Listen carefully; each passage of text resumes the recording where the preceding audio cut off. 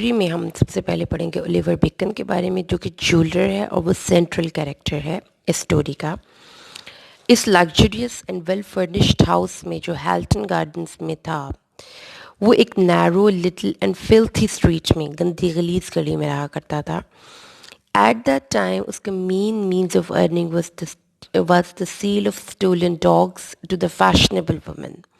ठीक है, वो चोरी के कुत्ते बेचा करता था और रिच मैन को वो बेचा करता था। However, his mother did not like his way of earning and stopped him doing that. Therefore, he became a salesman and started selling cheap watches। ठीक है, सबसे पहले उसने चोरी के कुत्ते बेचे, उसकी माँ ने मना कर दिया, फिर वो एक सेल्समैन बन गया और सस्ती घड़ियाँ बेचा करता था। His mother always remained worried about his future, hence she always advised him to work hard with honesty in order to become a successful man in his life। उसकी माँ उसको कहती थी कामयाबी के लिए तुम्हें ऑनेस्टी से काम करना चाहिए। After that, he started selling diamonds on commission at Amsterdam in Holland। In that way, he earned a lot of money। फिर उसने डायमंड्स बेचने शुरू किए कमीशन पे। इस तरीके से उसको काफ़ी पैसा मिल गया from those diamonds. He had servants to wait on him there. वहाँ पर उसने कुछ मुलाजिम रख लिए।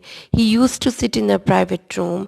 ठीक है, अब आहिस्ता आहिस्ता वो अमीर होता जा रहा है और उसका एक प्राइवेट रूम है, उसके सर्वेंट्स हैं। Behind the shop in the room, there was scales, a safe and a thick magnifying glass। ठीक है, वहाँ पर उसने अपनी जो ज्वेलरी से रिलेटेड जितनी भी चीज़ें होती हैं वो वहाँ पर उसने रखी हुई हैं। As he became the richest jeweler of England, he started wearing costly dresses, bracelets and watches। ठीक है, और आपको ये पता है कि उसने अपना लाइफस्टाइल चेंज कर लिया और वो अपनी माँ की तस्वीर से अक्सर ख़िताब किया करता था, उसको बताने के लिए कि he had kept his word, कि वो अपने उसके साथ किए गए उस वादे को पूरा कर रहा है। फर्स्ट उसने अपने लिए एक कॉस्टली कार ख़रीदी, फिर एक लग्जरियस कार ख़रीदी। उसने एक विला जो है वो रिचमंड में ख़रीदा, फिर उसने एक ग्रैंड एंड लग्जरियस हाउस ख़रीदा पिकाडले में, जो कि सेंट्रल प्लेस ऑफ लंदन था। उसके बाद he bought a shop in the bond street. The shop was famous in France, Germany, Austria, Italy and in America. तो इससे आपको पता चल गया कि उसका लाइफस्टाइल कैसे चेंज हुआ, उसका बैकग्राउंड क्या था और कैसे वो इस प्रेजेंट स्टेज पर आया। In spite of becoming the richest jeweler of England and an important person among the aristocratic circle, he was not satisfied with his present status। अगरचे कि वो इतना अमीर हो चुका था और इतना उसने अर्न किया था, लेकिन वो फिर भी सेटिस्फाइड नहीं था। प्रेजेंट स्टेटस थे, उसका इन्फीरियरिटी कम्प्लेक्स था जो कि उसको उकसाता था कि वो मज़ीद हाई हो ज़िंदगी में, और अपनी पास्ट लाइफ से छुटकारा पाने के लिए और उस गुर्बत से छुटकारा पाने के लिए जो कि उसके जहन में थी, वो इंग्लैंड का सबसे ज़्यादा नोबलेस्ट इंसान बन गया। उसने डचीज़ ऑफ लैम्ब्रोन से अपने ताल्लुकात बनाए। डचीज़ जो थी वो एक बहुत ज़्यादा खूबसूरत ख़ातून थी।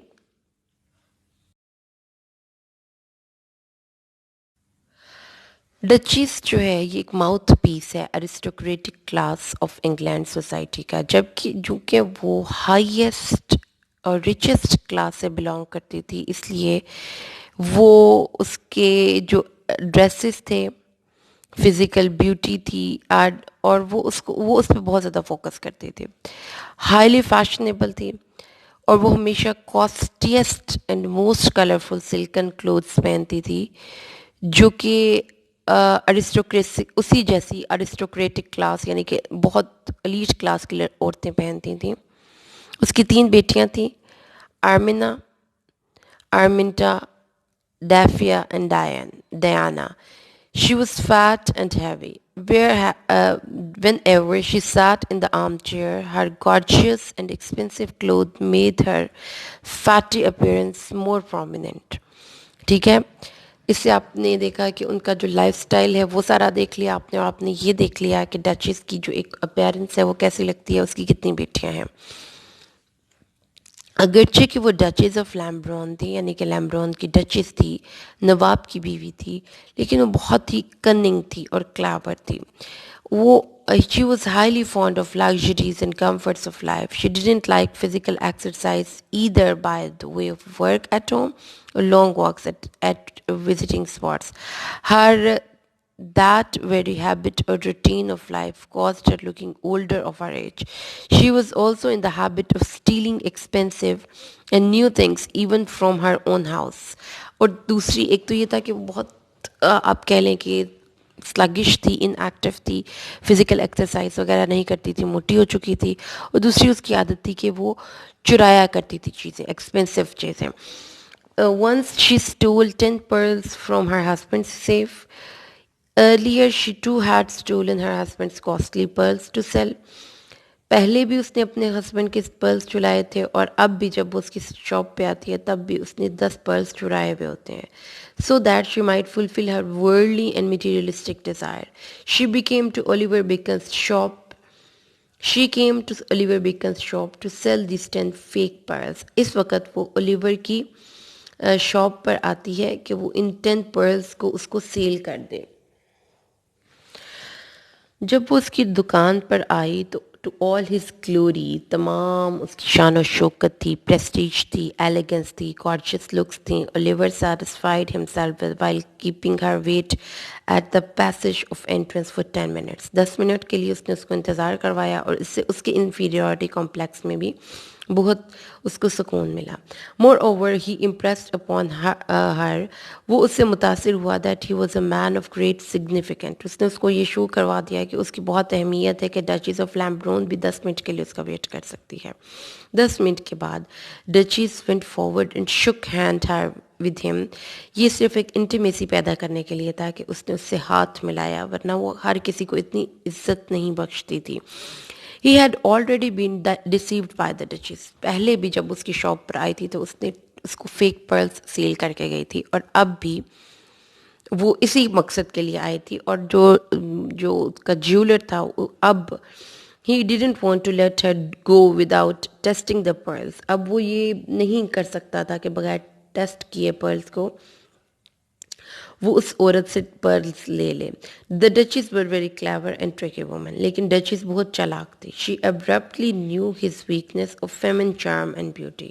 اس کو پتہ تھا کہ وہ عورتوں کے بارے میں تھوڑا سا ویک ہے. شی used her daughter Diana as a bait. اس نے اپنی بیٹی ڈیانا کو بیٹ کے طور پہ یوز کیا. She also knew that the jeweler was in love with her daughter.